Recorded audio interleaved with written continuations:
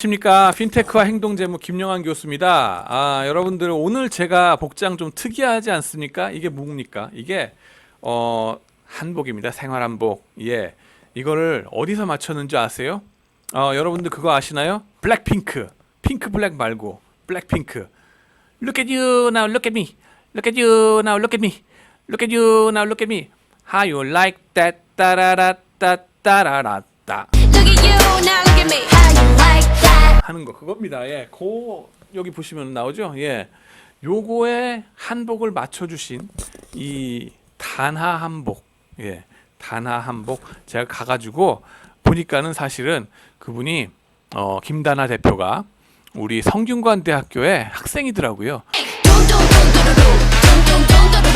you like that? 박사과정, 네, 박사과정에 의류 디자인 학과인가 그래요. 그쪽에서 한복을 가지고서 디자인하는 것 같고 박사를 하고 있습니다. 그래가지고 잘 됐다. 저 좀 맞출게요. 예, 그래가지고 맞췄습니다. 네, 어떤가요? 이 색깔 좀 파란색으로 해가지고 좀 산뜻하게 해서 추석 분위기도 내고 또 오늘 날씨 보시면은 제 유리창 밖에 보이는 게 어딘 줄 아세요? 저게 국제관 바로 건너편이 비원입니다. 비원, 창경궁 비원, 그죠? 옛날에 임금님하고 또 중전마마 또는 또 환상적인 날씨에 가을날 10월에 아주 맑은 가을날에 딱 맞는 옷이 아닐까. 가을 하늘빛을 닮은 색깔로 잘 뽑힌 것 같습니다. 네, 여러분들이 보기 불편하시다 하더라도 그건 여러분들 탓이고 저는 그냥 편하게 재밌게 공부를 하겠습니다. 그래서 강의를 하도록 하겠습니다. 오늘 강의할 건 뭐냐면은 핀테크와 행동재무, 이번에는 뭐를 얘기할까요? 무드와 센치멘트에 대해서 얘기할 겁니다. 지금까지 뭘 배웠습니까? 이 신고전파 경제학부터 시작을 했죠. 시카고, 미네소타, 카네기 멜론, 이 세 학교는 절대 잊어버리면 안 돼요, 여러분들. 이 아담 스미스의 보이지 않는 손이 자원 배분을 다 에피션트하게 효율적으로 해주리니 믿고 따라라 시장을, 그죠? 그 보이지 않는 손의 실체가 뭐다? 가격이라는 메커니즘이다. 그리고 또 이 시장 참가자들은 그러기 위해서는 각자의 이기적인 그 목적을 다 달성하는데 충실해야 되는데 좋다고요. 근데 합리적으로 이 모든 의사결정을 내린다 하는 겁니다. 걔네들의 가정 자체가 합리적으로 모든 정보를 반영해서 실시간으로 반영해서 의사결정을 하고, 얘네들은 기대 효용을 극대화하는 expected utility maximizer다. 예, 기대 효용 극대화하는 애들이다 하는 것이 기저에 깔려 있었습니다. 그리고 이런 곳에서 자산을 사고 팔고 하면은 이 자산 그 시장에서, 자본 시장에서 가격이라고 하는 것은 모든 정보를 실시간으로 반영하며 가격을 유의미하게 움직이는 것은 정보밖에 없다. 정보만이 가격을 움직이시리니 라는 거죠.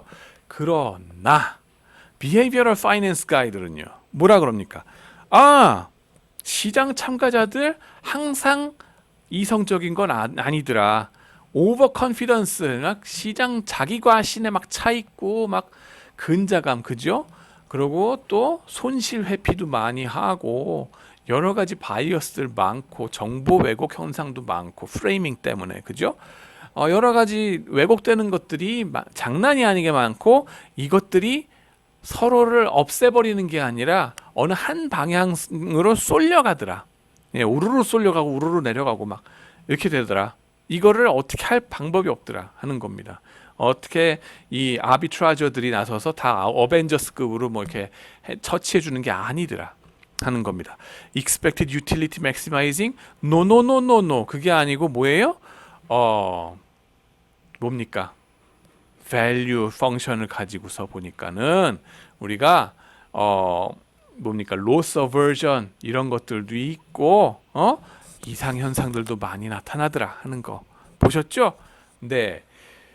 그러면서 나오는 거가 이제 또 뭡니까? 우리가 투자자들의 행태 중에서 많은 영향을 받는 것이 센치멘트, 정보에 의해서만 움직이는 게 아니라, 그죠? 정보에 의해서만 가격이 움직이는 게 아니라 센치멘트나 무드 이런 감성, 예, 지성만이 가격을 움직이는 게 아니라, 예, 지성적인 정보만이 가격을 움직이는 게 아니라 센치멘트 이런 느낌, 느낌적인 느낌, 꾸리꾸리한 이상한 거 그런 것들이 또 가격을 심대하게 좌우하더라.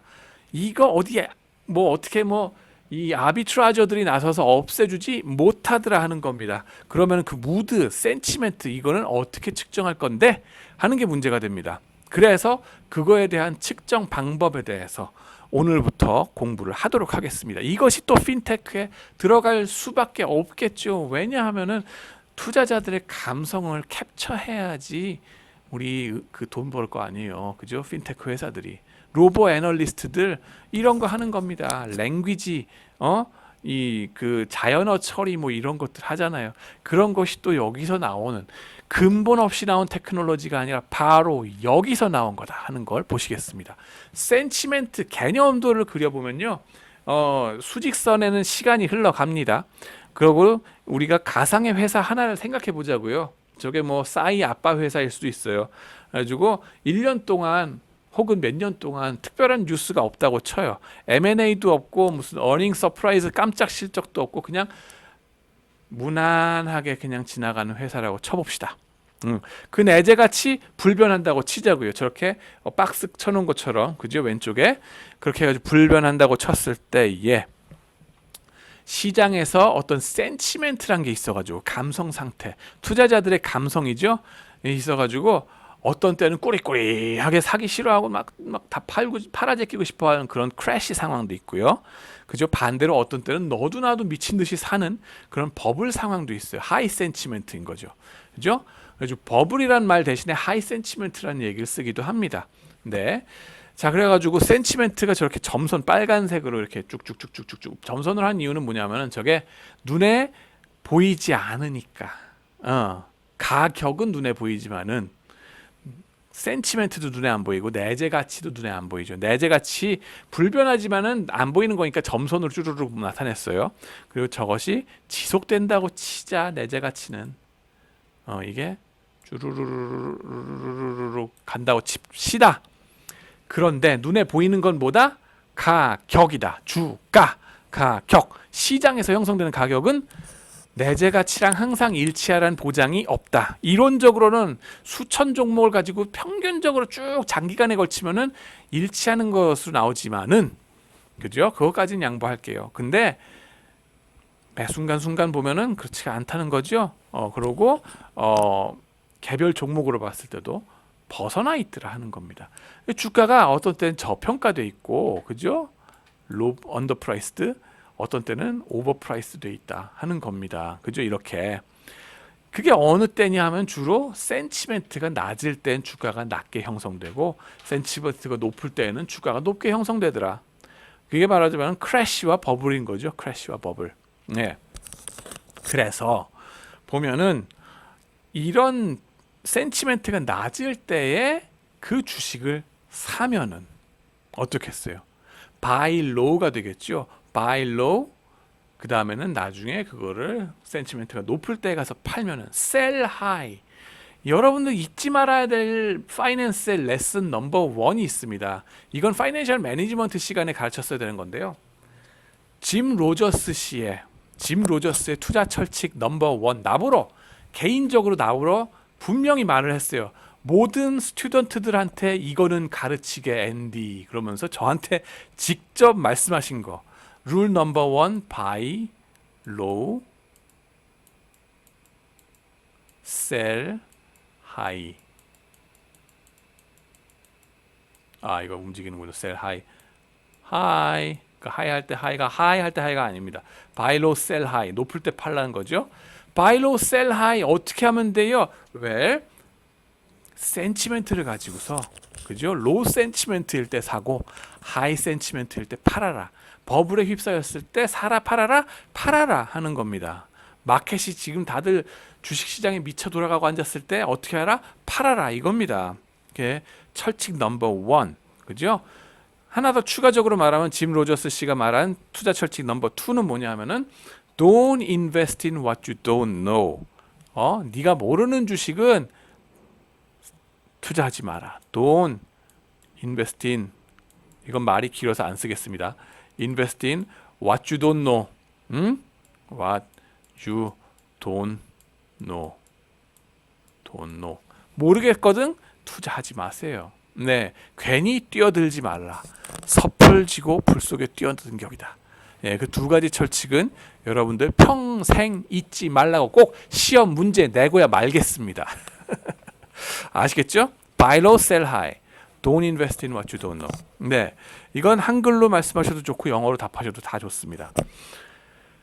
거꾸로만 말하지만 마세요. 예, 예.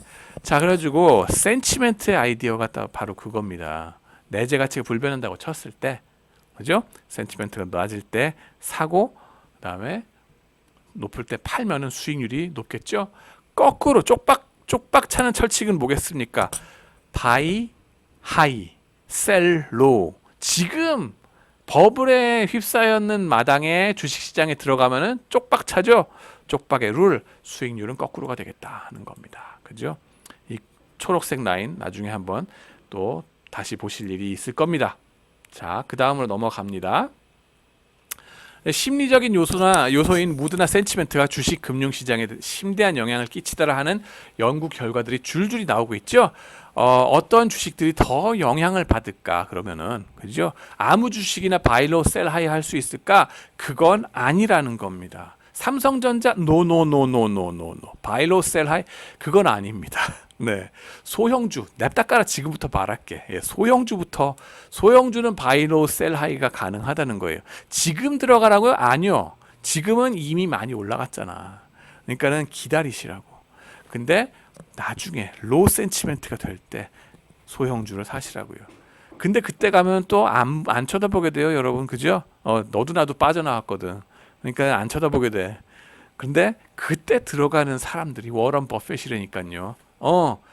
금융 위기가 닥쳐가지고 2008년, 2009년 난리 뽀겠을 때 다들 튀어나왔잖아요. 주식시장에서 다 팔고 나올 때 들어간 사람, 골드만삭스를 산 사람이 있다니까. 누굽니까? 워런 버핏 샀잖아요. 지금 엄청나게 이익을 가졌죠. 그런 식입니다. 센치멘트는 어떻게 측정할까 하는 게 또 문제가 됩니다. 센치멘트 어떻게 측정할까?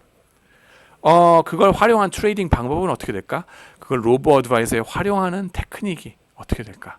그다음에 개인 투자자들의 행동 특성과 가계금융 이런 것들이 다 하나로 연결되어 있다 하는 거를 말씀드리겠습니다. 언제 센치멘트가 투자자들의 가치 평가에 영향을 미칠까? 어떤 주식들이 즉 소형주들이라고 말씀을 먼저 드리는데 The dark side of valuation, come to the dark side. 이게 아스바스 다모다란이라고요. 이 NYU의 파이낸스 교수님 계세요. 이거는 여러분들 영어 공부하고 싶으시면은 밸류에이션 공부하고 싶으시면은 유튜브로 다모다란 이것만 쳐가지고 그분이 하시는 강의만 들어보세요. 그러고 나면은 여러분 전문 지식이 쌓일 뿐만 아니라 영어도 듣게 돼요. 그리고 뿐만 아니라 아시아 파이낸스에서 중요한 인디안 액센트까지 여러분들이 접수하게 됩니다. 다 익숙하게 만들게 됩니다. 여러분들 아시아에서 일하면서 외국 은행에서 일하고 싶잖아요. 뱅크 오브 아메리카 아시아 쪽은요. 예나 지금이나 뱅크 오브 인디아라고 부릅니다. 왜? 인도 사람들이 다 점령했거든요. 인도 공대 나오신 분들. 그 액센트를 약간 알아들으셔야 되겠죠. 아스바스 다모다라는 좋은 점이 그겁니다. 또 예, 인디안 액센트를 배울 수가 있어요. valuation, yes. 그러면 dark side of valuation 해가지고 나오는 게 뭐냐면은 이 뭡니까? 센치멘트에 영향받는 주식들 밸류에이션 하기 진짜 힘들다. 어떤 주식? 소형주. IPO 막 시작한 거. 프라이빗 컴퍼니. 그 다음에 또 뭡니까? 디스트레스드 컴퍼니. 동전주가 되는 거죠. 삼성전자 같은 주식 말고 너도 나도 다 알고 있는 주식은 밸류에이션 하기 웬만큼 쉬워요. 정보가 제때제때 반영되는 대형주 코카콜라 그런 거 빼고 그런 거 말고 그런 거 교과서에 나오는 밸류에이션이고 진짜 힘든 쪽은 이쪽이다 하고서 나오는 책이 이겁니다. 네, 가치평가 어려운데 특히 센치멘트에 좌우가 된다. 한번 뱅크럽트 대번 주식들 비실비실하는 애들 그죠? 별로 트레이딩 양이 없는 주식들 여러분들이 관심 가지는 주식들 몽땅 다 여기에 들어갑니다. 네. 그렇기 때문에 이런 것들이 센치멘트의 영향을 빼고는 얘기할 수가 없다. 그만큼 이거를 먼저 알고 나서 밸류에이션을 들어가셔야 됩니다. 네. 근데 문제가 뭐예요? 이놈의 센치멘트라는 개념 자체가 영어로는 네뷸러스라고 합니다. 이게 뭐 구름에 담 싸는 얘기 같아요. 너무나 손에 잡히지 않고 정량화 불가능한 듯한 멋이냐 거시기한 느낌이란 거죠. 이걸 어떻게 정량화할 거냐, 이게 문제란 겁니다. 그래서 그걸 가지고 들고 파는 게 이번 강의가 되겠습니다. 무드 센치멘트, 무드와 같은 심리적 요소들이 주식시장 가격에 영향을 준다는 것에 대한 연구, 최근에서 학술적 연구로 밝혀지고 있습니다. 투자자 심리라고 얘기를 많이 하잖아요. 이제 투자자 경제가 가격을 어떻게 했다라는 그딴 소리 안 하잖아요. 투자자 심리가 어떻게 가격에 영향을 줬다라고 경제 기사들마다 얘기를 하는데, 그걸 어떻게 심리를 측정할 건가, 숫자화할 건가, quantifying the unquantifiable, 그죠? qualitative information을 quantify하는 것, 이것이 바로 이 핀텍이 되겠다 하는 비헤이비어럴 파이낸스와 핀텍의 바로 접점이 되겠다 하는 겁니다. 빅데이터를 활용한 분석 덕분에 이러한 연구들이 더욱더 세련되어지고 있는 중입니다. 전통적인 센치멘트의 칙도가 또 있는데요. 베이커 앤 버글러라는 교수님들 나올 겁니다. 베이커 앤 버글러. 버글러 아니에요. 버글러는 또 뭡니까? 강도란 거죠. 근데 그 말고 NYU에 또 유명한 교수님이 있어요. 버글러라는 분. 근데 그분이 만든 센치멘트 측도 어떻게 되는가, 전통적으로 우리가 봐왔던 거. 그 다음에는 빅데이터를 활용한 센치멘트 측도 우리가 랭귀지 베이스로 자연어 처리 같은 걸 통해서 센치멘트 이런 걸 측정하는 방법이 요즘 생겼다, 혁신이 나왔다 하는 거고요. 그리고 재무에서 쓰는 머신 러닝, 나이브 베이시안 정도에서 끝날 겁니다. 이 과목에서는요. 근데 그런 거에 맛배기가 되는 거죠. 머신 러닝, ML 어떤 식으로 쓰는가 보겠습니다. 무드 센치멘트, 전통적인 센치멘트 측도 뭐가 있는가? 햇빛, 제가 아까 보여드렸죠. 저거 이유가 있어서 보여드린 겁니다. 이유 없이 보여드린 거 없어요. 네, 무드는 햇빛과 관련됩니다. 뭐냐면은 이건 원초적 본능이에요. 샤론 스톤 생각하시는 분 아재.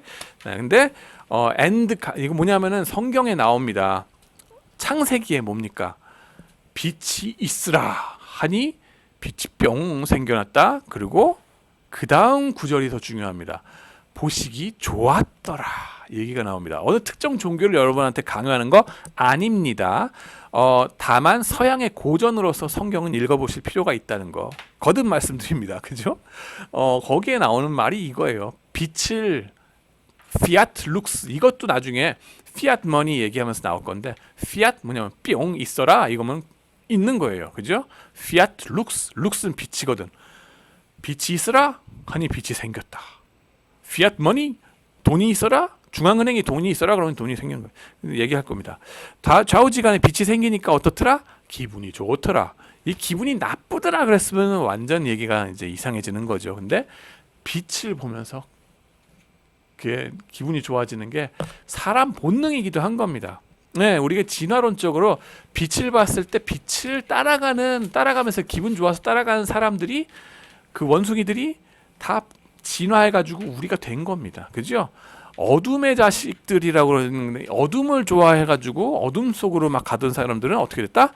보다 더 사자들이나 호랭이 밥이 잘 됐다. 그래가지고 서바이브를 못했다. 이게 진화론적인 설명이 되는 겁니다. 그래서 빛을 보면 우리 모두 다 기뻐하게 돼 있고 즐거운 무드와 이 긍정적인 마인드를 가지게 돼 있습니다. 그게 날씨가 주가에 영향을 미친다는 것과 같이 가는 얘기입니다.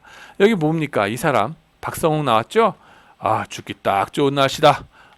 뭡니까? 이날 햇빛 쨍쨍했습니까? 아닙니다. 신세계 영화 한번 보세요. 못 보신 분들. 꾸리꾸리하고 구름 잔뜩 낀 그런 날씨에 이 사람이 이 얘기를 합니다. 죽기 딱 좋은 날씨다. 그러고 가시죠. 햇빛이 부족하면은 우울증에 걸리고 자살도 많이 한다 하는 게 심리학적인 발견입니다. 날씨의 영향을 우리는 받으면서 삽니다. 우린 감정의 동물이거든요. 그죠? 해가 쨍쨍한 날일수록 미국 식당에서 팁도 많이 준다 그럽니다. 그리고 전울량이라 그러는데 클라우디네스, 구름이 몇 퍼센트, 이 내가 보는 하늘에 몇 퍼센트를 구름이 깔고 있는가 하는 거 숫자화 하는데, 이 전울량이 주가 지수를 끌어내리더라는 현상은 세계 여러 나라의 연구에서 발견되고 있습니다. 네.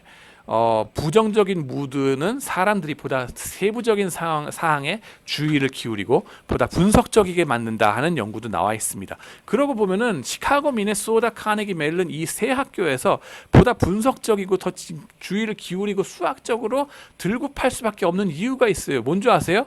그쪽 대학들은요 1년에 6개월이 겨울입니다. 네. 10월 중순부터 눈이 내리기 시작해요. 지금부터 시작입니다. 눈이 내리려면 그냥 내립니까? 구름이 깔리고서 눈이 내립니다. 그러면서 이 눈이 안 멈춰요. 6개월 동안 계속 내려. 계속 내리고 잠시 쉬는데도 구름이 껴요. 쨍쨍한 날도 있긴 합니다. 잠깐 쨍쨍했다가 다시 또 계속 구름이 끼고 눈이 계속 내려요. 언제까지 가요? 이듬해 4월 말까지 갑니다. 그러고 나면은 1년에 거의 6개월 이상을 구름과 눈 속에서 보내게 되니까 수학을 공부를 열심히 할 수밖에 없겠죠. 나가서 할 게 아무것도 없어. 공부밖에 할 게 없어. 그래서 노벨상을 탈 수밖에 없는 게 미네소타고, 그래서 노벨상을 탈 수밖에 없는 게 시카고입니다. 자랑스럽죠. 그런데 거기서 나온 이론이라는 거는 합리적인 것들만 계속 가정하고 들어갈 수밖에 없다. unfortunate하게 그럴 수밖에 없다. Poor unfortunate soul 하는 거, 그죠? 캘리포니아에 가시면은 뭡니까? 샌프란시스코, 뭐 이런 데 가시면 뭐야? 하쿠나 마타타, 완전히 그냥 햇빛 쨍쨍한 곳에서 오솔레미오 부르면서 사는 거죠. 네, 긍정적인 모드. 네, 이런 곳에서 사업도 많이 번창을 합니다. 벤처, 실리콘밸리 나가서 사업해야지, 뭐 잘 될 거야, 긍정 모드로 막 나가는 거. 실리콘밸리 햇빛 쨍쨍합니다. 네, 그럼요. 구름 낀 날씨가 거의 없어요. 그런 지역적인 차이도 사람들의 경제 활동에 영향을 미칠 수밖에 없습니다. 날씨, 그날그날의 주가에 영향을 미치더라는 겁니다. 긍정적인 무드는 정보 처리하는 데 있어서 덜 비판적으로 받아들이게 만듭니다. 마냐나 뭡니까? 저기 에스파냐, right? 그죠? 스페인 가면 뭡니까? 기타 치면서 태양빛 아래에서 막 놀면서 뭐라 그래요? 뭐 할 일 있으면 마냐나, 내일 하면 돼. 내일 하지, 걱정하지 마. 네, 정보 처리하는 데 있어서 덜 비판적이게 만든다. 이탈리아도 마찬가지죠.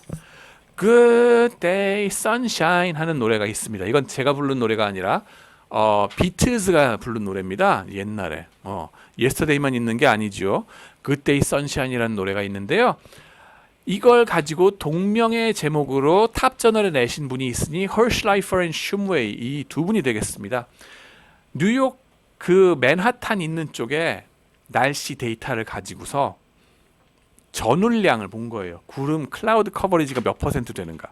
쫙 보니까는 클라우드 커버리지가 많은 때일수록 주가가 내려가더라. 비가 오고 우울한 날일수록 주가가 내려가더라. 지수 차원에서 모든 종목 골고루 다. 그러면 그거 갖고서 아비트라이즈를 하고 뭐 공매도를 칠까요? 장 wait a minute. 그것까지는 아니더라. 뭐냐 하면은 거래 비용의 범위 안에서 내려가더라는 거예요. 그래서 굳이 그걸 가지고서 사고 팔고 하기에는 그 거래 비용이 너무 비싸가지고 우리가 트레이딩 안 하고 가만히 있는 게 낫다 하는 거죠. 근데 그 안에서는 계속 좀 낮게 내려가더라. 약간씩. 근데 통계적으로는 유의하게 계속 내려가더라 하는 거. 미국 시장에서 이게 무슨 뭐 후진국 시장에서 나오더라? 아닙니다. 아닙니다. 뭐 비헤이비어럴 파이낸스는 선진국 시장에서는 없을 거예요? 아닙니다. 선진국부터 다 있다 하는 겁니다. 네, 우리나라 시장이 비효율적인 것 같아 후진적이라서 아닙니다. 선진국도 비효율적인 때가 이렇게 나오는 겁니다. 네, 여러분의 고정관념을 깨드립니다. 네, 자, 그 다음 윈터 블루스 그랬는데요. 저거 말씀드린 거 shum웨이 헐슐라이퍼 이 논문은요, 뭡니까? 일간 트레이딩 데이터 갖고서 매일매일에 나오는 얘기예요. 그죠? 근데 다음의 것들은 감스트락 크레이머 앤 레비라는 사람의 논문은요, 그죠? 계절성, 하루하루가 아니라 계절적인 효과가 있더라는 겁니다. 윈터 블루스 그랬는데 SAD라는 이펙트가 있다는 거예요. sad 이펙트. 보기만 해도 sad, 슬프죠, 그죠?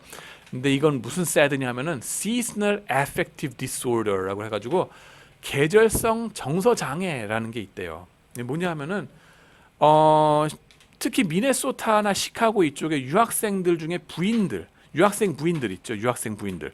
이런 현상들 많이 겪습니다. 남편이 열심히 공부를 하는 것까진 좋은데 부인들이 와가지고 우울증에 걸려요. 왜? 겨울이 몇 개월? 6개월.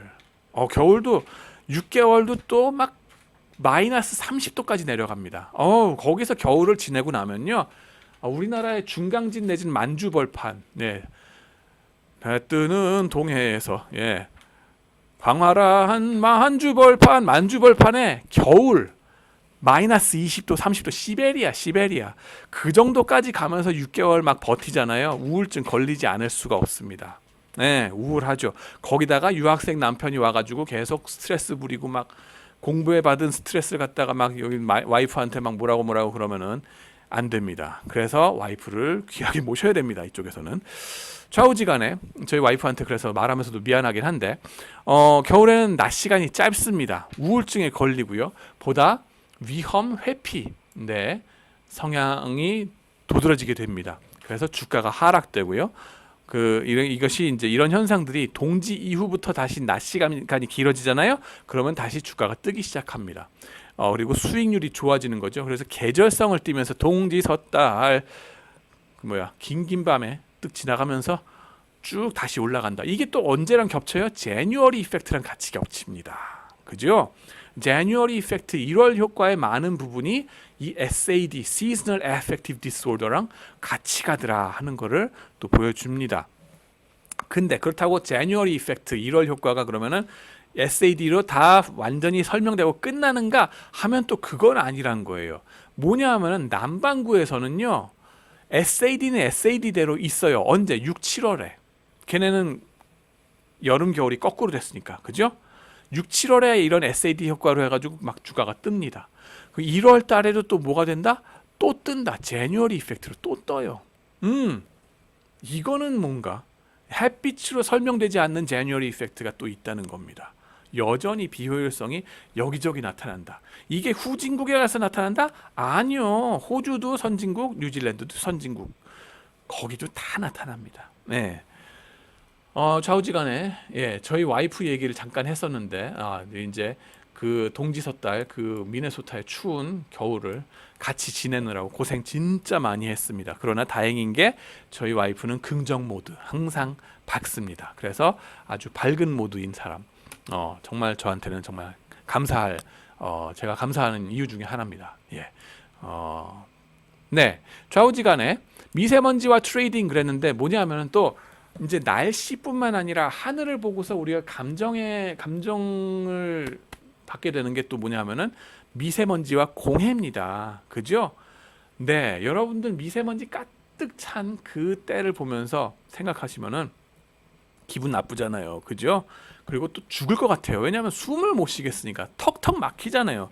저같이 호흡기가 약한 사람들은 정말로 이게 라이프 앤 데스 이슈입니다. 이것 때문에 정말 못 살겠어요. 그냥 떠나고 싶어요. 완전히. 예, 이 나라를 떠나야지 막 이런 생각밖에 안 들어요. 그때 되면은. 그게 미세먼지가 사람을 질식하게 만들거든요. 이게 중국에서의 연구에 의하면은 라이프 익스펙턴시 뭐니까 기대 수명에 영향을 진짜로 줍니다. 좀 이따 말씀드릴게요. 리 마스티모 마사하고 짱 그래가지고 최근 페이퍼 워킹 페이퍼 17이라 그랬는데 JFE에 작년엔가 나왔어요. 그래가지고 중국 개인 투자자들의 뮤추얼 펀드 트레이딩 데이터를 가지고서 밝혀냅니다. 계좌 77만 3천 개를 가지고요. 도시 몇 개? 200개의 도시. 아휴, 대륙의 스케일. 얘네는 가도 도시 개수가 200개. 그렇죠. 이건 하나의 나라라고 얘기하기보다는 하나의 대륙이라고 해야 되죠. 예, 여러 개 나라가 모여 있는 거다라고 보는 게 훨씬 마음이 편합니다. 좌우지간에 미세먼지가 심할 때에 디스포지션 이펙트, 처분 효과가 크더라 하는 발견입니다. 처분 효과란 뭐였어요? 시험에 나온다 그랬죠. 기말고사까지 나올 겁니다. 처분 효과란 뭡니까? 떨어지는 주식을 판다 못 판다? 제때 못 팔아요. 내 눈에 흙이 들어갈 때까지 이 손실을 절대 실현 못해. 그러고서 머니 루징 스탁을 들고 있는 거. 아들아 딸아 니네가 팔아라 유산으로 남겨주고서 걔네들이 알아서 손실 실현하게. 예. 그러면 뭐예요? 또 올라가는 주식을 그죠? 너무 일찍 팔아버렸네. 너무 일찍 해버렸네. 그죠? 등짝 스매싱 들어가는 거죠. 그죠? 그러면 한참 신나게 올라가는데 더 쥐고 있지 않고 왜 빨리 끝내버리냐고. 모멘텀 몰라 모멘텀 그죠? 그래가지고 등짝 스매싱 빡 당하는 겁니다. 그게 디스포지션 이펙트란 건데 이런 디스포지션 이펙트가 언제 더 심하다? 미세먼지가 자욱하게 꼈을 때 더 심하더라 하는 겁니다. 요즘처럼 짱짱하고 막 이럴 때는 그런 것이 좀 덜하더라. 예. 물론 요즘은 좀 특수 상황입니다. 하늘 맑고 미세먼지 없죠. 그죠? 미중 무역 전쟁 때문에 덕분에. 근데 코로나 19 바이러스 때문에. 그죠? 그래서 디스포지션 이펙트 없겠네라고 생각할 수는 있습니다. 근데 뭐예요? 디스포지션 이펙트는 목숨의 위협이 느껴질 때, 절박한 상황일 때 특히 더 디스포지션 이펙트가 강화됩니다. 그래서 요즘 짱짱한 날씨라서 디스포지션 이펙트 없어졌겠네라고 생각할 수도 있는데 또 뭐예요? 코로나 19 바이러스 때문에 좀 그 효과가 덜할 수 있겠죠. 언제 이 코로나 19에 잘못 얻어 걸릴지 모르니까 겁나서 디스포지션 이펙트가 다시 나올 수도 있겠네라고 추측할 수는 있습니다. 아직 그거 갖고 어떠한 그 테스트를 해본 결과는 없습니다만은 우리가 충분히 합리적으로 상상해 볼 수 있는, 추론해 볼 수 있는 거죠. 네, 디스포지션 이펙트. 어느 것이 더 큰지, 그죠? 미세먼지가 없어짐으로 인해서 나오는 효과가 더 큰지 아니면 코로나 19 바이러스로 인해서 나오는 디스포지션 이펙트가 더 큰지는 모르겠습니다. 그러나 연구해 볼 만한 가치가 있겠죠. 좌우지간에 칭화대 홍짱 교수 이렇게 생기셨습니다. 이 양반이 칭화대학교 인시에드 나오셔가지고 마시모 마사의 제자로서 같이 연구를 하면 그 팀에서 연구를 하면서 우리나라에 와가지고 발표를 했어요. 학회에서. 그러면서 이제 이 논문을 발표하면서 북경의 사진을 보여줍니다. 여러분들 우리는요 북경에서는 빌딩이 나타났다가 짠 없어지기도 하고 짠 나타나기도 하고 막 이럽니다. 미세먼지에 따라서 라고 하면서 옆에 사진을 딱 보여줍니다. 200m 거리에서 찍은 사진. 같은 빌딩인데 언제는 있고 언제는 없어요. 있다 없다. 있다 없다. 신기하죠? 하고 보여주는데 우리는 그게 하나도 신기하지가 않습니다. 사실은 우리도 마찬가지이기 때문에. 그러고 나서 뭐예요? 그나저나 한국에서도 미세먼지로 고생하면 한다면서요. 제가 알기로 한국에서도 미세먼지의 한 20% 정도가 중국에서 온다면서요. 라고 말씀하십니다. 그랬더니 우리 또 한국 교수님들이 또 대받아쳤죠. 그 자리에서 무슨 소리? 적어도 50%는 니네한테서 와. 이 사람아. 말은 똑바로 하자 우리. 그러면서 또 주거니 받거니 학술적인 교류를 이렇게 했습니다. 알 거는 확실하게 알아야 되죠. 알릴 거는 확실하게 알려야 됩니다. 지금 칭화대의 엘리트 중에 슈퍼 엘리트잖아요. 지금 칭화대 그것도 교수, 파이낸스 교수면요 남부러울 게 없는 삶이에요. 저기서는 정말 황제같이 사는 삶입니다. 저기서 그런 슈퍼 엘리트의 인식이 20%가 한국에서 온다고 생각하시면은 우리가 제대로 알려드려야 되겠죠, 그죠? 그래야지 우리도 니고시에이트를 제대로 할 거 아니겠습니까? 좌우지간에 뭐 서로 악감정 가질 필요 없습니다. 그냥 프로덕션 하면서 나타나는 거 어떡하라고요. 그죠? 그러나 그건 알자고 서로 기죽고 말 못하고 그럴 건 아니잖아. 언론의 자유가 있는데 당연히 그죠? 학문의 자유가 있고 그래서 그런 차원에서 우리는 디베이트를 해야 됩니다. 그리고 합리적으로 주거니 받거니 그죠? 자기네들이 뭔가를 안 좋은 거를 일으켰으면은 그거에 대한 비용도 대가도 치르도록 만들어야 되겠죠. 그런 니고시에이션 차원에서 얘기입니다. 좌우지간에 미세먼지와 트레이딩, 계량적인 테스트를 어떻게 했는가 하는 게 진짜 재밌습니다. 그래서 무슨 얘기를 하는 거냐면요. 이 사람들이 미세먼지가 그 디스포지션 이펙트를 일으키는 건 알겠는데 언제 그 효과를 더 드라스틱하게, 더 드라마틱하게 그런 것들이 대조적으로 나타나는가? 어느 시점에 혹은 어느 지역을 비교했을 때 라고 했을 때 그 지역 비교가 확실한 게 나옵니다. 뭐냐면은 회수입니다. 회수. 화이허라는 거예요. 화이허. 네.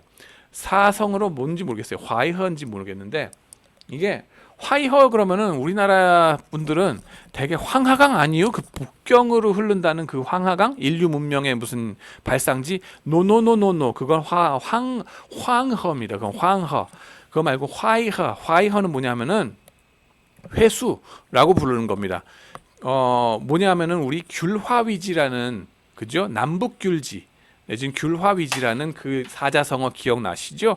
그거의 주인공인 강입니다.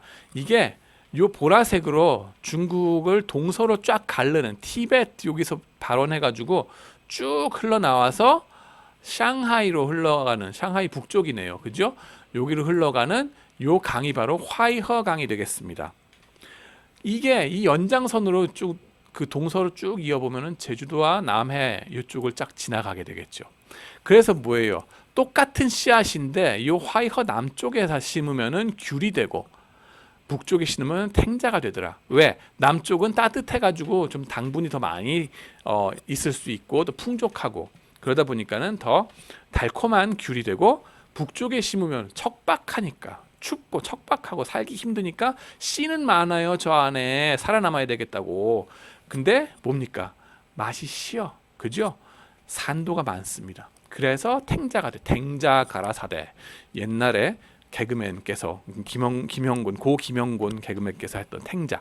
요겁니다. 네, 탱자와 귤 분리가 되는 거. 우리나라도 요 제주도에서만 귤이 나오고 저 뭐예요?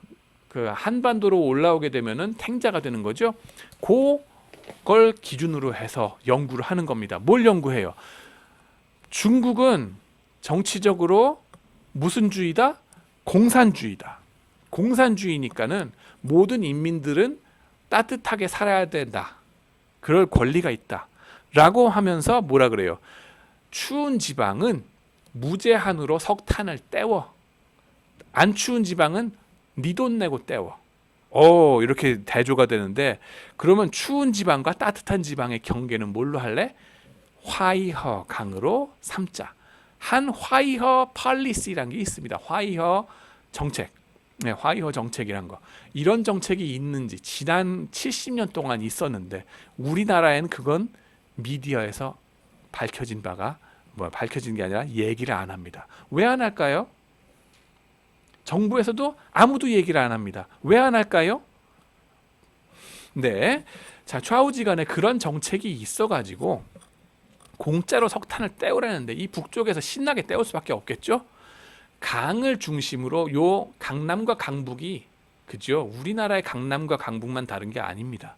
화이허의 강남과 강북이 확 다른 거 뭐냐면은 똑같이 추웠을 때 온도가 낮아봤자 얼마나 다르겠어요. 여기 그 강남과 강북 여기 그 근처에 강변을 보면은 근데 그 강변을 보면은 떼우는 양이 확 다르더라는 거예요. 공짜로 떼우라니까 무제한 떼우거든 위에서는. 그죠? 그러면 무제한 떼우면 미세먼지가 확 날 거고 강남은 어때요? 안 떼워요. 지 돈 내고 떼우라는데 미쳤어요. 내가 조금 옷이라도 조금 더 입고서 이러고 버티지. 그 차이가 너무나 드라마틱하게는 안 되는 거예요. 그래서 강남과 강북의 라이프 익스펙턴시 말하자면은 기대 수명이 2년에서 3년 최대 3년 이상 차이가 난대. 그래서 일찍 죽고 오래 살고 강북과 강남이 이렇게 차이가 나더라 하는 것이 10년 전에 과학 쪽의 탑저널에 나갔습니다. 네, 그거 나가고 나서 중국 정부한테 엄청 욕먹고 막 그랬는데 그대로 거기다 뒀습니다. 그죠? 그게 학문적 자유니까. 맞는 말이에요. 그래가지고 그게 밝혀진 바고 그거 갖고서 이제 아이디어를 여기서 바로 이게 빌린 거지 말하자면은 그 아이디어 갖고 잘 됐네. 그러면은 그거 갖고서 미세먼지 트레이딩, 그죠? 미세먼지와 트레이딩에 대해서 우리 한번 연구해 보자 하고 나간 겁니다. 그래서 보면은 디스포지션 이펙트가 그죠? 그 처분 효과가 강남과 강북이 같겠어요, 다르겠어요? 다르더라. 미세먼지만큼 다르더라. 네, 나 북쪽이 훨씬 더 많이 나오더라 하는 거 밝혔습니다. 그 다음에는 또 뭐예요? 이게 미세먼지가 가만히 눌러 앉아 있습니까? 아니죠. 어떻게 해요? 이 편서풍이 붑니다. 편서풍이 불어가지고, 그죠? 편서풍이 세게 불죠. 엄청 세게 분 날, 그죠? 편서풍 데이터가 다 있어요. 빅데이터란 게 다 이런 겁니다. 기상 관측 빅데이터를 가지고 지역 관측소들 수만 개가 있을 거 아니에요. 그죠? 땅이 얼마나 넓은데. 그래가지고 200개 도시 근처에 그 바람 데이터를 다 끌어 모아서, 그죠? 연구해 보니 편서풍이 세게 분 다음 날 디스포지션 이펙트가 없어지더라. 왜? 편서풍이 미세먼지를 다 쓸어갔으니까. 네, 그것까지 딱 보고를 하는 게 이 논문이 되겠습니다. Natural Experiment, 이 자연적으로 이 실험하는 거랑 똑같은 현상을 사회과학에서 밝혀주니 재밌지 않습니까? 하고 탑저널에 간 겁니다. 자, 거기까지 재밌는데 우리 입장에서는 뭡니까? 자, 그 편서풍이 불었으면은 그게 불어서 어디로 쓸려간다? 네, 그거는 저널에 안 나오는 거죠. 다 한반도로 쓸려갔다. 서해로 갔든가. 그거 이후의 얘기는 없습니다. 그 다음에 연구는 우리가 해야 되겠죠. 네, 좌우지간에 이런 거, 자, 핀테크에서 다 응용해서 써먹을 수 있겠죠. 어드바이스를 언제 해준다? 여러분이 알아서 숙제를 해주시기 바랍니다. 프로젝트에 내면 재밌겠죠. 네, 이미 제가 얘기를 했으니까 조금 재미없을 수 있겠습니다. 점수 조금 덜 줄 수도 있겠는데 좌우지간에 그렇게 생각하시면 되겠습니다. 좌우지간에 처분 효과 극명하다 하는 거 여기 나오고요. 이웃나라 중국에 대해서 우리가 얼마나 알고 있는가, 그죠? 지피 직이면 백전불태라 그랬는데 우리는 지피가 안 돼 있습니다. 네, 제대로 안 돼 있습니다. 네, 처분 효과 후속 연구. 네, 이 보면은 처분 효과라는 게 아까 말씀드렸듯이 위기일수록 목숨이 위태롭다고 느낄수록 강해진다. 절박해질수록, 삶이 절박해질수록, 지진, 홍수 등 자연재해로 타격받은 직후에 주변 지역의 개인 투자자들의 처분 효과를 많이 보이더라 하는 거 연구에 나왔고요. 호황보다는 불황 때에 개인 투자자들이 처분 효과가 강해지더라 하는 연구 벌써 나왔습니다. 열악한 환경에 처할수록 소확행을 추구한다 하는 거죠.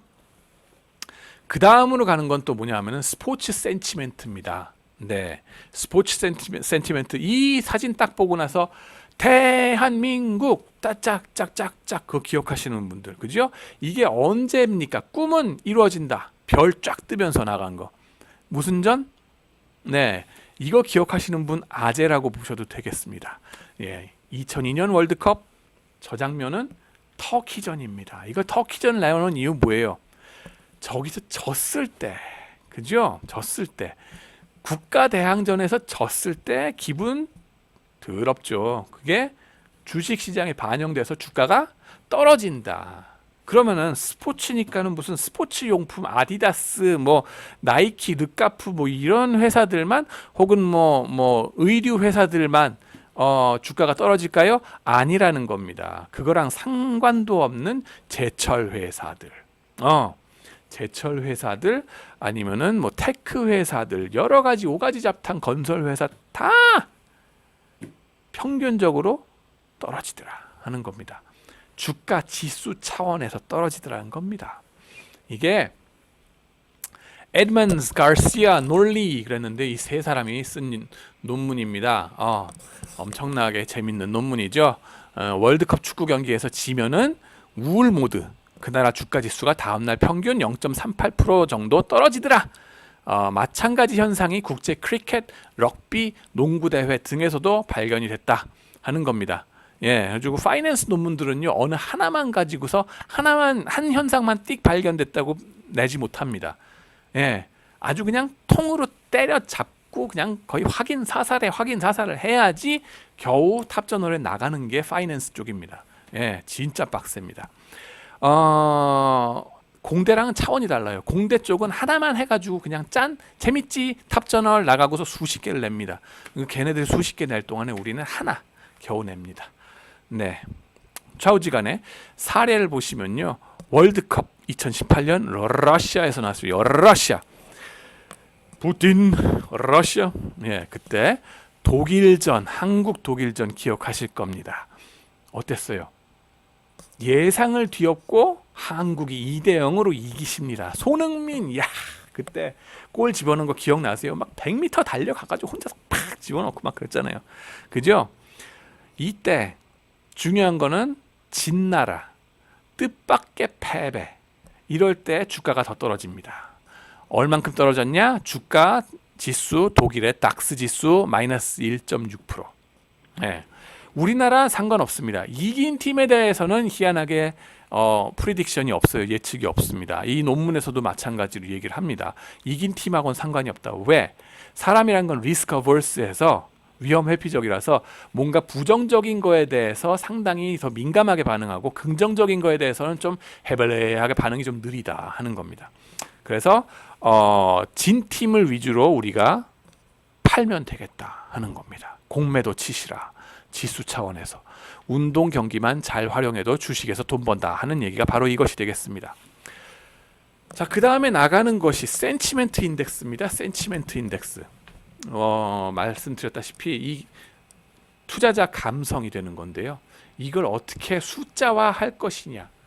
지금까지 무드였어요. 무드고 그거는 그냥 숫자화 하는 게 빅데이터 하면 돼요. 그죠? 미세먼지, 무슨 날씨 이런 거 빅데이터 하면 되는데 그런 거 말고 장기적인 센치멘트 있잖아요. 중장기적인 거. 버블이냐 아니냐 하는 그런 센치멘트가 되겠는데 그런 인덱스를 만드신 분이 바로 베이커 앤 버글러가 되겠습니다. 유럽에서 W를 V 발음을 하더라고요. 그래서 버글러라 그런 겁니다. 근데 하여튼간에 이분들 센치멘트 인덱스의 개념도 말씀드렸죠. 그죠? 그 다음에는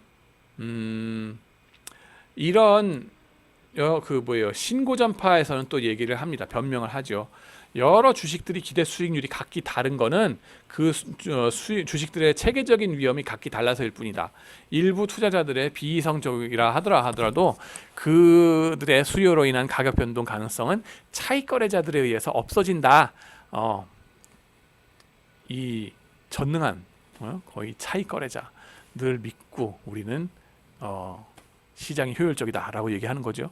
그러므로 비이성적인 투자자들은 가격에 영향을 미치지 못한다. 오직 정보만이 가격을 지배하시리니 라고 얘기를 하는데 사실 센치멘트가 상당히 지배를 또 하더라 하는 겁니다. 센치멘트. 정보가 아닌 투자자들의 센치멘트를 잘 보여주는 지표를 묶어서 주성분 분석을 하여 하나의 인덱스로 나타내면 어떨까 하는 아이디어가 되겠습니다. 주성분 분석. Principal Component Analysis라고 얘기를 합니다. 빅데이터 쪽에서 말하는. 네, 그래가지고 성분을 추출해내려 그러는 건데, 그죠? 인덱스를 만들려 그러는 건데, 그러면은 그 요인이라기보다는 지표들 6개를 뽑아내 보는 거예요. 지표들 6개를 뭘로 잡아요? 그러면 흔히 알려져 있는 센치멘트랑 같이 간다고, 센치멘트를 잘 나타낸다고 이미 알려져 있는 그런 요소들만 가지고서 지표를 6개를 뽑아냈습니다. 6개 뭐냐 하면은요. 첫 번째로는 Closed End Fund Discount라고 합니다. 폐쇄형 뮤추얼 펀드의 순자산 가치 대비 할인율이 투자자 심리에 의해서 많이 좌우되더라 하는 겁니다. Closed End Fund, 뮤추얼 펀드에는 크게 두 종류가 있다 그러죠. 오픈 엔드 펀드와 클로즈드 엔드 펀드, 개방형 뮤추얼 펀드와 폐쇄형 뮤추얼 펀드가 되는데 개방형은 그 펀드 자체가 하나의 회사니까 주식을 발행을 하잖아요. 펀드가 남의 회사 주식을 사면서 사는 게 업인데, 그죠? 근데 그 업을 하기 위해서 자기 주식을 발행을 하잖아요, 그죠? 근데 그 주식 발행한 거가 처음부터 픽스 돼가지고 끝까지 이 고정돼 있는 주식, 그죠? 주식 개수가 고정돼 있는 게 클로즈드 엔드 펀드. 오픈 엔드 펀드는 뭐예요? 언제든지 주식을 발행을 또 할 수가 있고 그런 것들. 이게 오픈 엔드 펀드입니다. 그래가지고 보면은 클로즈드 엔드 펀드로 해가지고 주식 개수가 픽스돼 있는 애들이 있거든요. 얘네들 같은 경우 물론 트레이딩은 되죠. 주식 시장에서 이 펀드 자체의 주식이 바이 앤 셀 되긴 하는데 보면 뭐예요? 주식의 내재 가치, net asset value 있잖아요. 그죠? net NAV, net asset value, 순자산 가치. 그거만큼 자기의 주식 가격하고 똑같아야 될 거 아니에요. 그죠? 일물일가의 법칙, law of one price, law of one price. 그죠? 그게 이루어져야지 되는 거 아닙니까? 근데 그게 깨지더라. Law of one price가 깨지고 net asset value, 순자산 가치 대비 이 가격이 괴리돼 있더라. 디스카운트 돼서 왔다 갔다 하더라. 사고 팔리더라. 하는 거예요. 물론 맨날 디스카운트는 아니에요. 어떤 때는 프리미엄도 돼 있기도 하고. 근데 이 괴리가 훨씬 더 많이 벌어져 있더라 하는 거예요. 이 폐쇄형 뮤추얼 펀드일수록 더 개방형 펀드 대비 사람들이 그거에 대해서 많이 연구를 해오고 있는데 그 중에 가장 설득력 있는 거가 폐쇄형 뮤추얼 펀드는 주로 개인 투자자들이 많이 투자를 하더라. 그래서 개인들의 센치멘트에 의해서 많이 이 디스카운트가 좌우되더라 하는 겁니다. 그래서 버블에 휩싸였을 때, 즉 센치멘트가 높을 때에는 이 디스카운트가 작고, 그죠? 작거나 오히려 프리미엄에 가 있고 아주 미쳐 돌아가는 거죠 주식시장에. 반대로 크래시가 와가지고 너도 나도 주식시장에서 돈 뺄 때는 어떤 현상이 벌어지느냐, 이 클로즈드 펀드 디스카운트가 훨씬 더 크더라, 벌어져 있더라 하는 겁니다. 그래서 그 센치멘트랑 역의 상관관계를 가지고 왔다 갔다 하는 이런 것이 되더라 하는 걸로 얘기를 합니다. 첫 번째가 되겠고, 두 번째는 뭐냐 하면은 거래량입니다. 거래량. 여러분들 거래량 많이 보시죠? 사고 팔고 하면서. 그죠? 그 아이디어입니다. 주식시장에 다 사람들이 미쳐 돌아갈 때는 뭐예요? 너도 나도 사고 팔고 하느라고 정신없죠? 반대로 크래시가 왔을 때는 아무도 사고 팔고 하고 싶지 않아요. 겁나서. 안 들어가고 안다. 그죠? 그래서 그 거래량을 가지고 또 하나 잡습니다. 거래량. 세 번째는 뭐냐 하면 IPO 하는 회사들 개수입니다. 네 번째는 IPO 하는 날 첫날 주가 수익률이 되는 건데요. 무슨 아이디어냐 하면요. 지금 IPO 너도 나도 하려고 들잖아요. 며칠 있으면은 방시역에 저 뭐라 그랬습니까? 방시역에 빅히트 엔터테인먼트 IPO 하게 돼 있습니다. 그거 IPO에 그 주식 하나라도 살라 그러면 얼마를 박아야 된다고요? 지금 1억을 박아야 된대. 1억을. 엄청나게 인기가 많죠. IPO를 왜 하려고 듭니까? 주식 시장에 사람들이 미쳐 돌아가니까 지금 막 너도 나도 주식을 사지 못해 난리니까 이럴 때일수록 회사 입장에서는 뭐예요? 자금 조달을 하려면은 IPO나 SEO를 통해서 자금 조달을 해야 되겠죠. 그렇기 때문에 나오는 것이 IPO입니다. IPO가 더 빈번하게 됩니다. 이런 때일수록. 네, 버블에 휩싸여 있을 때일수록 같이 간다는 겁니다. 하이 센치멘트, 더 많은 회사들이 IPO를 향해 달려간다. 얼마 전에 또 뭡니까? SK에서도 바이오텍 회사 그거 IPO 했죠. 그 다음에 카카오 게임즈, 그죠? 그것도 IPO 했어요, 그죠? 첫날 너도 나도 일단 IPO를 하려고 난리치는 거, 그 개수가 바로 또 센치멘트를 반영하는 숫자가 되겠다 하는 거고, 두 번째로는 뭐예요? IPO 첫날 주가 수익률. 뭐예요? 열광할 때일수록 따따상이 되는 거죠. 따따상. 뭐예요? 그 첫날에 그 설정했던 IPO 그 회사 주가 대비 2배까지 뛸 수가 있어요. 그죠? 첫날의 한계는 그것까지 갈 수가 있고, 그 다음에는 이 시작하자마자 또 30% 더 뛸 수가 있는 거예요. 그 가격에서 따따상이 되는 거죠. 엄청나게 IPO 첫날 수익률이 높다.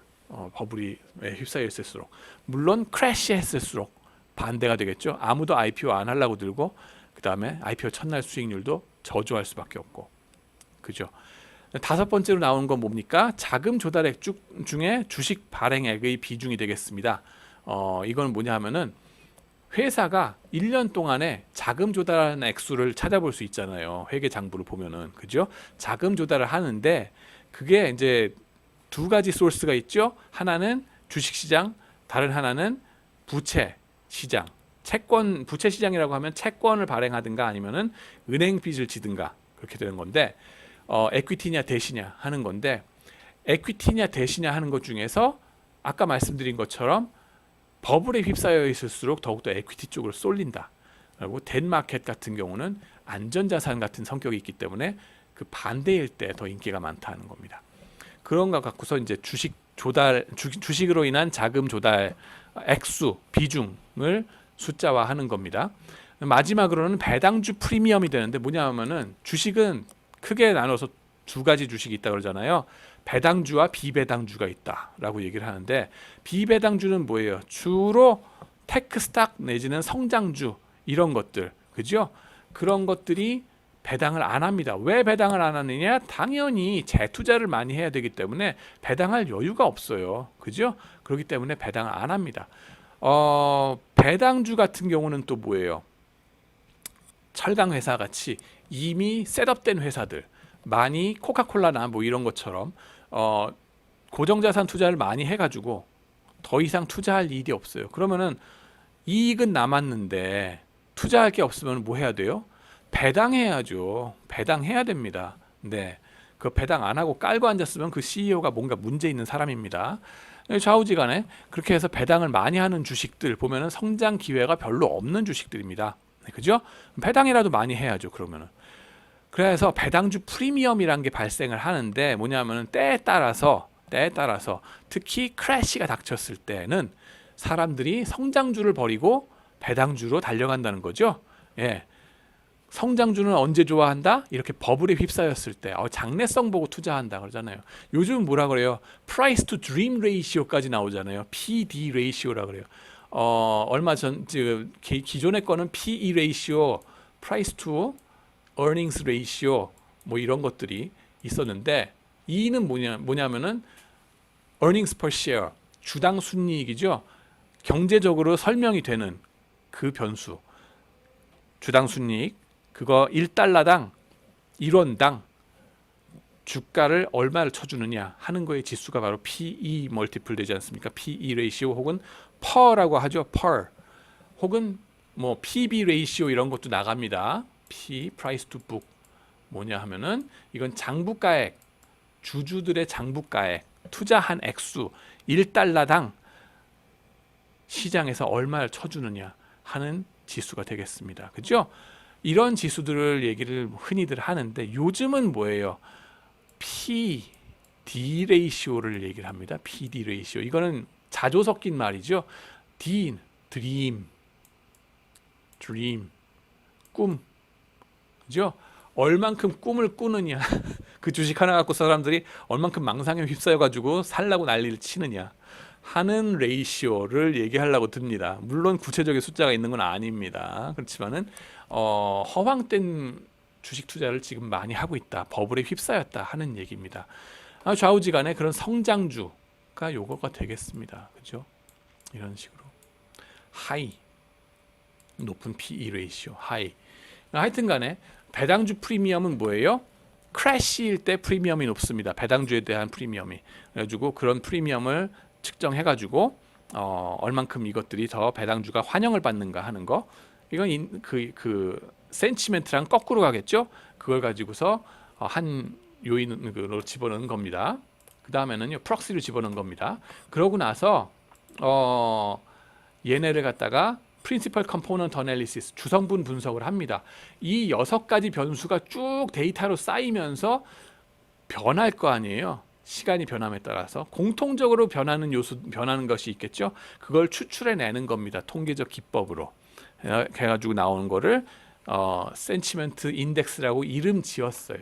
이름 지어서 숫자화한 겁니다. 네, 이거는 센치멘트 인덱스 해가지고 뽑아낸 거예요. 네, 빅데이터 기법으로 뽑아낸 거다라고 보시면 돼요. 빅데이터라기보다는 하여튼 통계적 기법으로 뽑아낸 거다. 빅데이터는 아니에요.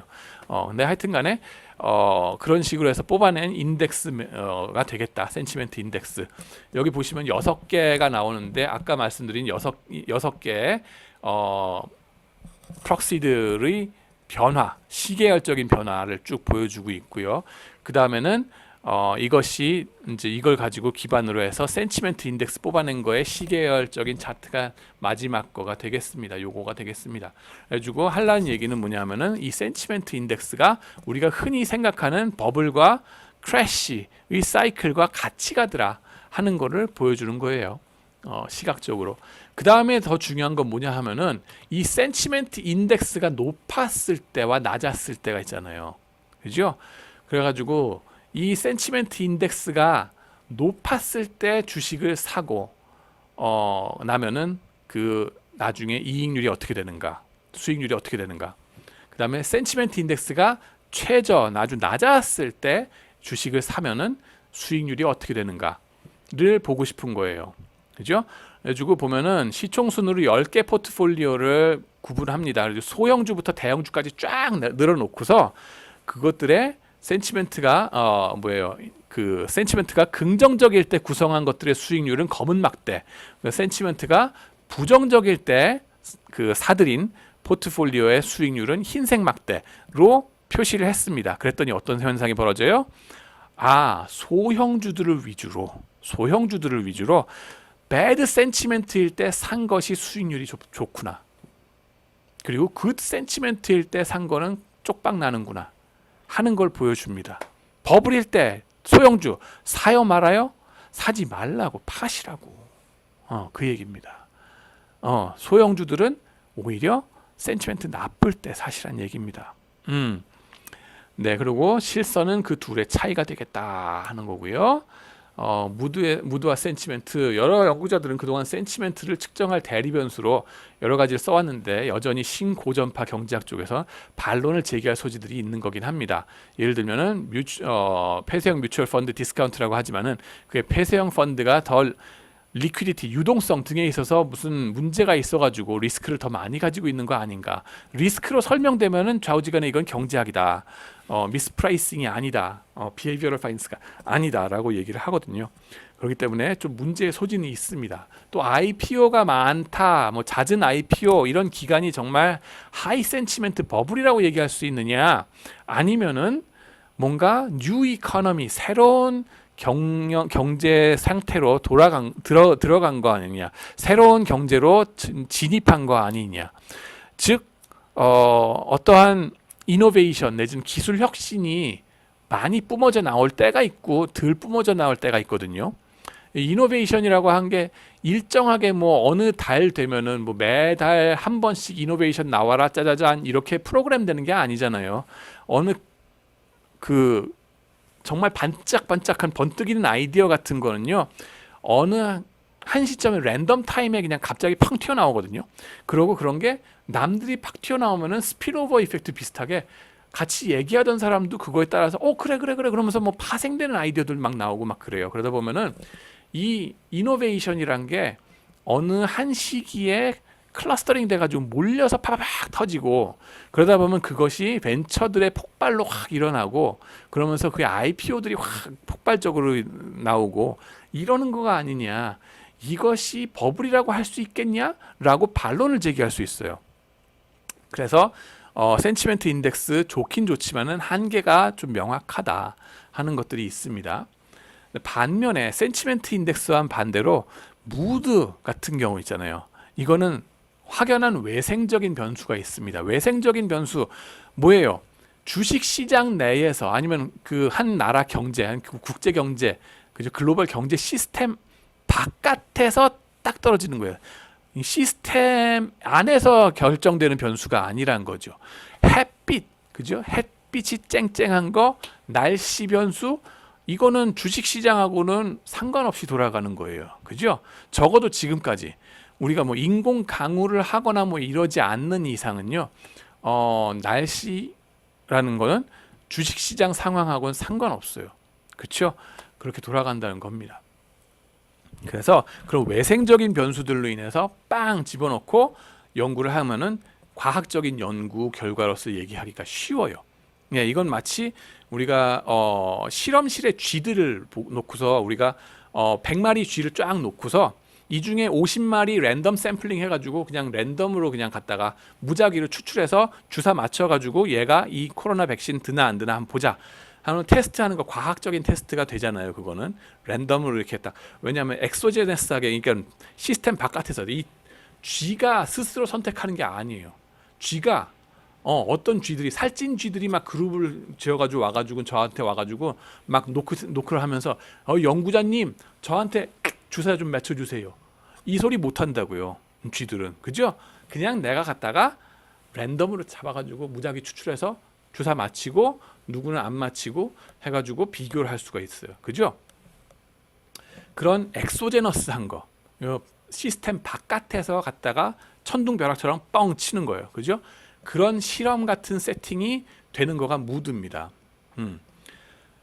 축구 경기 같은 것도 주식 시장이랑 상관없이 돌아가죠. 그죠? 그런 거예요. 근데 센치멘트 인덱스 같은 거는 문제가 여전히 있다. 왜냐하면은 이 매저 자체가 이 증권 시장 내에서 생긴 변수들이기 때문에 이 경제 내에서 생긴 변수들이기 때문에 한계점이 있기는 하다 하는 거 말씀을 드리고 나갑니다. 예, 잠시 쉬었다가 다음 또 강의를 하겠습니다. 감사합니다.